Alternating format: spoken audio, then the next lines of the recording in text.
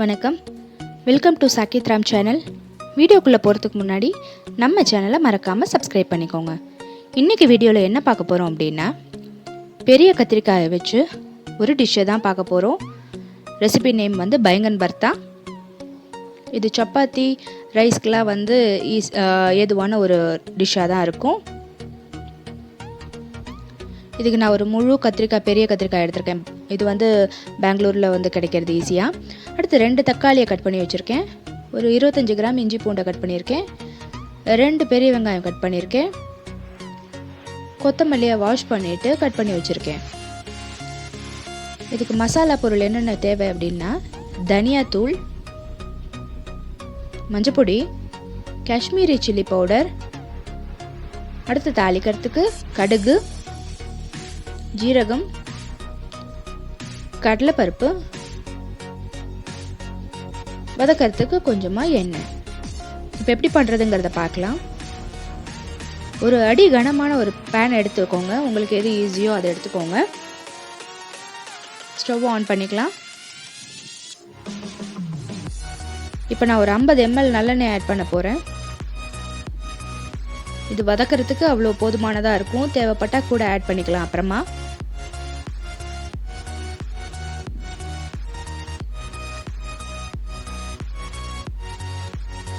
ஒரு சைடு இந்த ரெசிபி செஞ்சுட்டு நீங்கள் அடுத்த சைடில் ரைஸோ சப்பாத்தியோ இதெல்லாம் நீங்கள் ப்ரிப்பேர் பண்ணிடலாம்.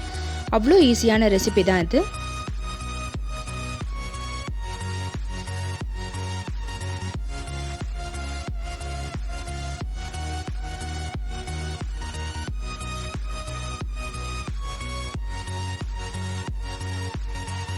எண்ணெய் நல்லா சூடாயிடுச்சு. இப்போ சேர்க்க வேண்டிய பொருள் எல்லாம் சேர்த்துடலாம்.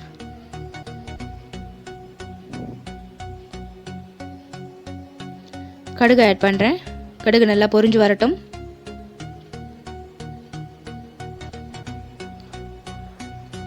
ஜீரகம் ஆட் பண்ணுறேன்.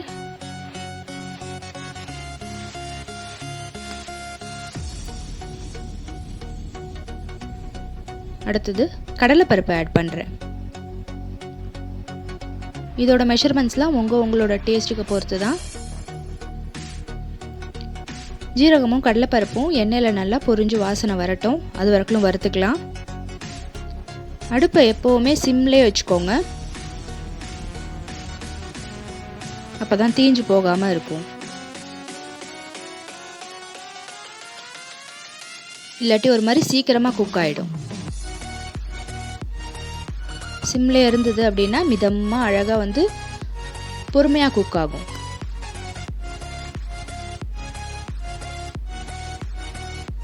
கடலைப்பருப்பு செவந்தாச்சு.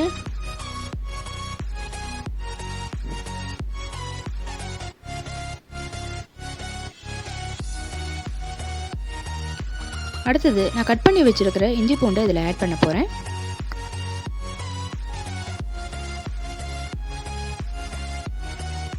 இஞ்சி பூண்டோட எசன்ஸ் தான், அதோட அந்த டேஸ்ட் தான் வந்து இந்த டிஷ்ஷுக்கே வந்து என்ஹான்ஸ் பண்ணி கொடுக்க போகுது ஃப்ளேவர்ஸை.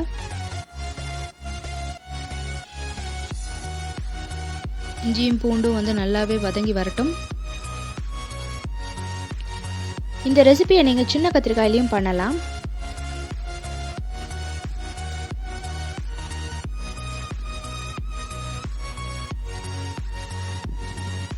கட் பண்ணி வச்சிருக்கிற இப்போ வெங்காயத்தை நான் போட போகிறேன்.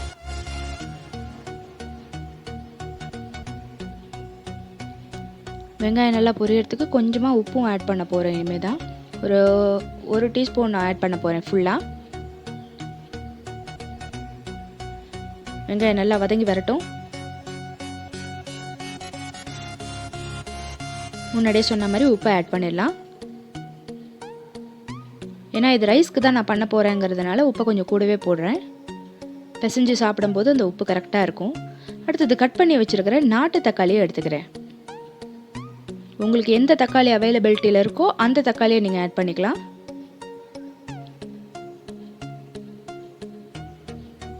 நான் முக்கால்வாசி சமையலுக்கு நாட்டு தக்காளி தான் யூஸ் பண்ணுவேன். அதனால் நான் இன்றைக்கி வந்து நாட்டு தக்காளி தான் போட்டிருக்கேன். அடுத்தது காஷ்மீரி சில்லி பவுடர் போட போகிறேன். இது வெறும் கலர் தான் கொடுக்குமே தவிர காரம் கொடுக்காது. ஸோ நீங்கள் பயப்படாமல் தாராளமாக போடலாம். ரெட்டிஷாக கலர் கொடுக்குமே ஒழிய ரொம்ப வந்து உரைச்சிடாது. 2லேருந்து ஒரு 3 ஸ்பூன் வந்து நீங்கள் ஆட் பண்ணலாம். அடுத்தது 1/2 ஸ்பூன் வந்து மஞ்சள் ஆட் பண்ணுறேன்.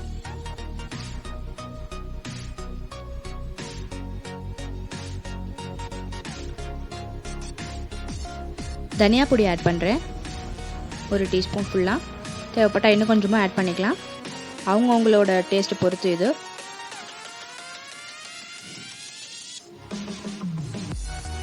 நல்லெண்ணெயிலே எல்லாமே நல்லா வதங்கி வரட்டும். மசாலாவோட பச்சை வாசனை போகிற வரைக்கும் நல்லாவே வதக்கிக்கலாம்.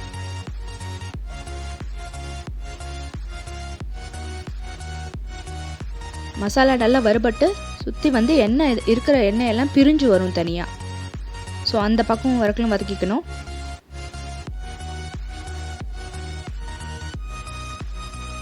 ஒரு 5 நிமிஷம் வதக்கிக்கலாம்.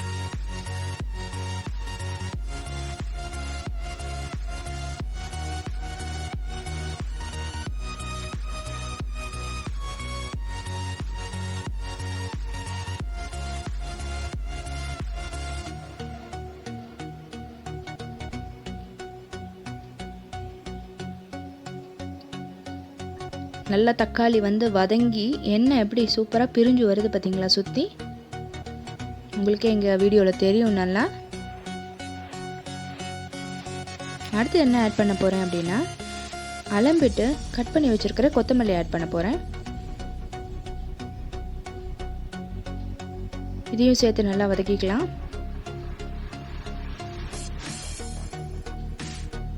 ஆக்சுவலாக வந்து இப்படியும் கூட இட்லி தோசைக்கு நீங்கள் இதே மாதிரியே தொக்கா பண்ணி எடுத்தும் வச்சுட்டு சாப்பிட்லாம். கத்திரிக்காய் பண்ணுறதுக்கு முன்னாடி வெறும் தொக்காவும் பண்ணி வச்சு எடுத்து சாப்பிட்லாம், நிறையா இருந்தது அப்படின்னா. சாதத்துக்கு பிசைஞ்சு சாப்பிட்டா இன்னுமே சூப்பராக இருக்கும். ஸோ இப்போ இந்த பாஜி ரெடி ஆகிட்டுருக்கு.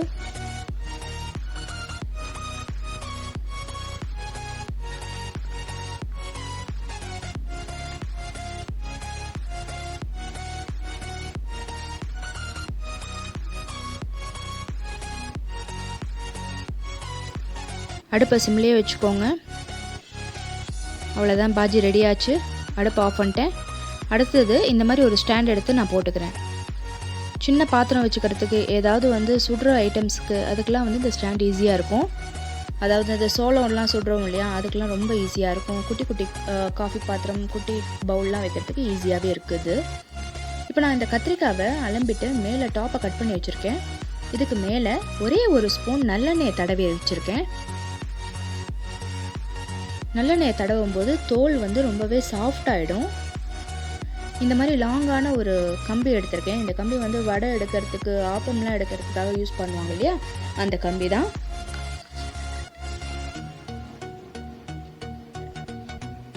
இந்த கத்திரிக்காய்க்கு நடுவில் நல்லா நான் சொருகிக்கிறேன். இப்போ இதே மாதிரி சொருகிக்கிட்டிங்கன்னா உங்களுக்கு ஈஸி, டேர்ன் பண்ணுறதுக்கு ஈஸி. ஒவ்வொரு சைடாக சுட்டு முடிஞ்சதும் உங்களுக்கு திருப்பறதுக்கு ரொம்பவே ஈஸியாக இருக்கும். இப்போ நான் அடுப்பு ஆன் பண்ணிவிட்டு கத்திரிக்காய் சுட ஆரம்பிக்க போகிறேன். நல்லா எல்லா பக்கமும் வந்து சுடுற மாதிரி நல்லா பார்த்துக்கோங்க.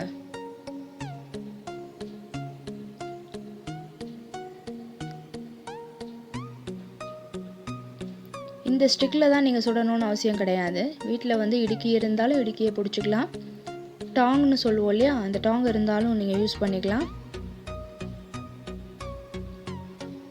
அதுவும் இல்லையா, கத்தியை வச்சு நீங்கள் உள்ளே சொருக்கிட்டீங்க அப்படின்னா நல்லா ஸ்ட்ராங்காக இருக்கும். கத்தியை வச்சு திருப்பி சுட்டு எடுத்துக்கலாம். கை சுடாமல் இருக்கிறதுக்காக தான் நான் வந்து லாங்காக ஸ்டிக் வச்சுருக்கேன், அவ்வளோதான். வேறு எதுக்காகவும் இல்லை. திருப்புறதும் ஈஸியாக இருக்குது எனக்கு. கலர் நல்லாவே சேஞ்ச் ஆகிட்டுருக்கு. இப்போ அடிப்பக்கமும் நல்லா வந்து பொரிஞ்சு வரட்டும், அதுக்காக நான் திருப்பி வச்சு சுடுறேன். நல்லா சுட்டு முடிச்சாச்சுன்னா உங்களுக்கு பார்த்தாலே தெரியும், தோலெல்லாம் மேலே உறிஞ்சு வந்துடும் ஆட்டோமேட்டிக்காக கொஞ்சம் கொஞ்சமாக. இப்போ தான் ஒரு சைடு தோல் நல்லா வெந்து வந்துட்டுருக்கு. ஒரு மாதிரி ப்ரௌன் கலரில் மாறி இருக்குது பார்த்தீங்களா. எண்ணெய் தடவினதுனால இன்னுமே ஈஸியாக இருக்கும்.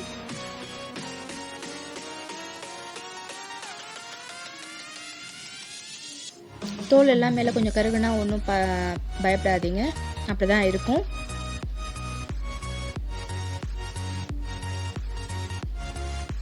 அப்பளம்லாம் பொரிப்போம் இல்லையா, அந்த மாதிரி ஒரு டாங்கை வச்சும் நீங்கள் திருப்பிக்கலாம். ஜஸ்ட் உங்களுக்கு வீடியோக்காக சொல்கிறேன். இப்போ கத்திரிக்காய் நல்லா வெந்தாச்சு. ஒரு கத்தியை வச்சு சீவி தோலை எடுத்துட போகிறேன். ஏன்னா கை வந்து சுடுங்கிறதுனால நான் கத்தியை வச்சு எடுத்துக்க போகிறேன். நல்லா ஆறிடுச்சு அப்படின்னா நீங்கள் கையாலையும் உரிச்சு எடுத்துக்கலாம், டக்குன்னு வந்துடும். இப்போ ஃபுல்லாக உரிச்சாச்சு. சாப் பண்ணி எடுத்துக்க போகிறேன். துண்டு துண்டாக நறுக்கி எடுத்து ஆவி பறக்குது பார்த்தீங்களா. இப்போ முன்னாடியே பண்ணி வச்சுருக்கிற தக்காளி பாஜியில் இந்த கட் பண்ணி வச்சுருக்கிற கத்திரிக்காவை ஆட் பண்ண போகிறேன். கத்திரிக்காய் நல்லா வதங்கட்டும். இன்றைக்கி நான் சாதத்தோடு பிசைஞ்சு சாப்பிட்லாங்கிற ஒரு ஐடியாவில் தான் இந்த பைங்கன் பர்த்தாவை பண்ணுறதுனால கொஞ்சம் ட்ரையாக தான் பண்ண போகிறேன். உங்களுக்கு கொஞ்சம் லூஸாக கிரேவி மாதிரி வேணும், செமி கிரேவி மாதிரி வேணும் அப்படின்னா தக்காளியை இன்னும் 2 கூட எக்ஸ்ட்ரா ஆட் பண்ணிக்கலாம். புளிப்பு ரொம்ப ஜாஸ்தி இல்லாமல் பார்த்துக்கோங்க. தக்காளி பெங்களூர் தக்காளினா நம்பி போடலாம். நீங்கள் நாட்டு தக்காளினா ரொம்ப புளிச்சு போயிடும், டிஷ்ஷே கெடுத்துரும். ஸோ அதுக்கு தகுந்த மாதிரி பார்த்து போட்டுக்கோங்க.